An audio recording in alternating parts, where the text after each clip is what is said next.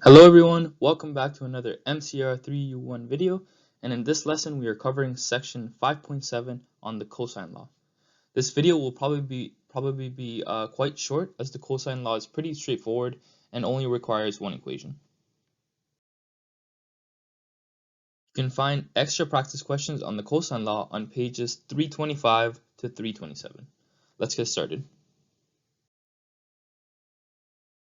Here is our success criteria for this lesson. We want to learn and understand the cosine law, as well as when to use it to solve a problem, and also what to do when the contained angle is 90 degrees, and we will learn what the contained angle is in the next couple of slides.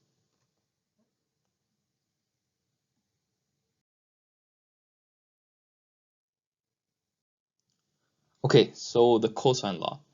The law states that for any triangle ABC, the cosine formula can be used if we know two sides and a contained angle. So if we have a side angle side triangle, or we know all three sides. Let's look at the formula and we'll see why these are the two possible scenarios where we can use the cosine law.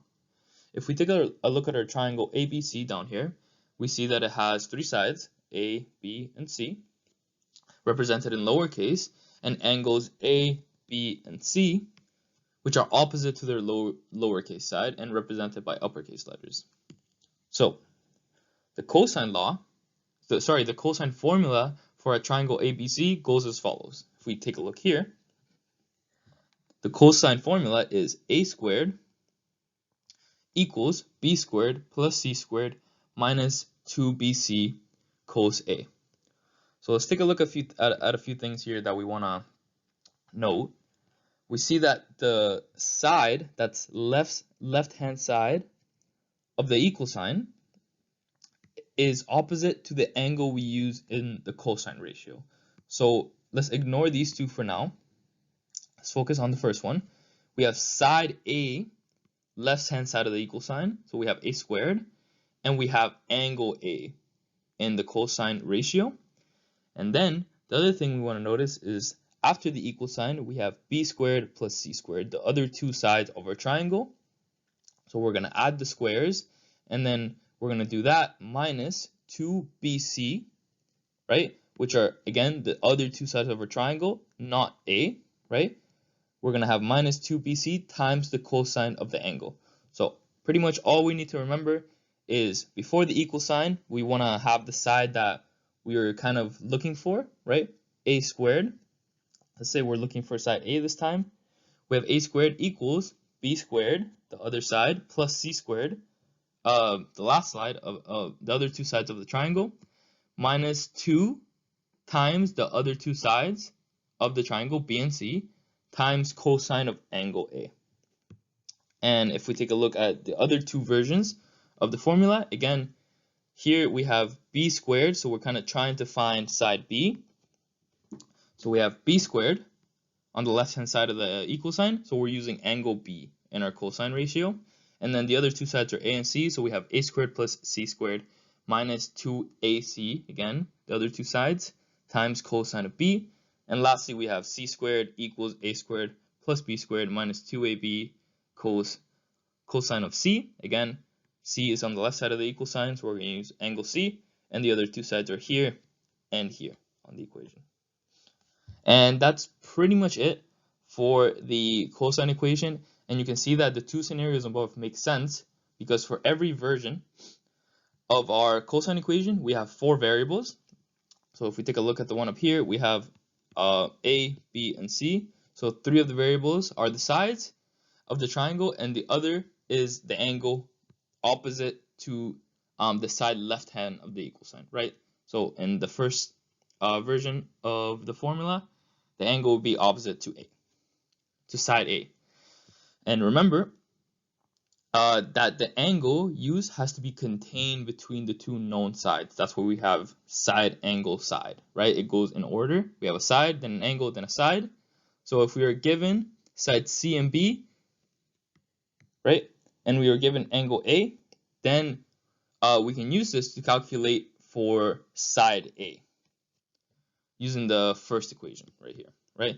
If we are given B and C and A, angle A, we can calculate for side A. So the way you want to think about it is that we are given two sides, and for example, if we're trying to find B, the angle is going to be contained. So if we kind of draw like a little shape here around the two sides and the angle, it's always going to look like this, and we're finding the side opposite to that little boomerang that I just drew in. Or we could be given all three sides, right? And then using that, we can find any of the angles. Because, for example, if we want to find angle A, right? If we want to find angle A, and we're given these three sides, right? We can find angle A because we can rearrange this equation because now we have side A, side B, side C. That covers three of our variables. The only variable we're missing is A, big A. So we can rearrange this formula and solve for A. So the two scenarios, again, remember, side angle side with the angle contained between the two known sides, or all three sides are known. If the angle contained is 90 degrees, then we have a right angle triangle, and the cosine law turns into Pythagorean theorem. So if we take a look here on the left, we can see how the cosine law, on the right here, we can see how the cosine law turns into the Pythagorean theorem algebraically. So let's say we have side C and B, which are known, and we have angle A, which we know is 90 degrees, right? So using these, we're going to find side A. So our equation would be A squared, right, equals B squared plus C squared minus 2BC cos of angle A. Now, without plugging in B or C, we know that we were just going to plug in the angle A, which we know is 90 degrees, right? So we're going to plug it in to our cosine ratio, but we know that cosine of 90 is going to give us 0, as we learned in the past few videos. So if this becomes 0, then 0 times C times B times 2, it's just going to give us 0. So it's going to give us B squared plus C squared minus 0, which is going to give us A squared equals B squared plus C squared, which is our Pythagorean theorem. So if we have a right angle contained, we know that we have a right angle triangle, so we can just use Pythagorean theorems to solve for the sides, and we can use our normal primary ratios or reciprocal ratios. Okay, and thank you guys so much for watching, and that is it for the cosine law.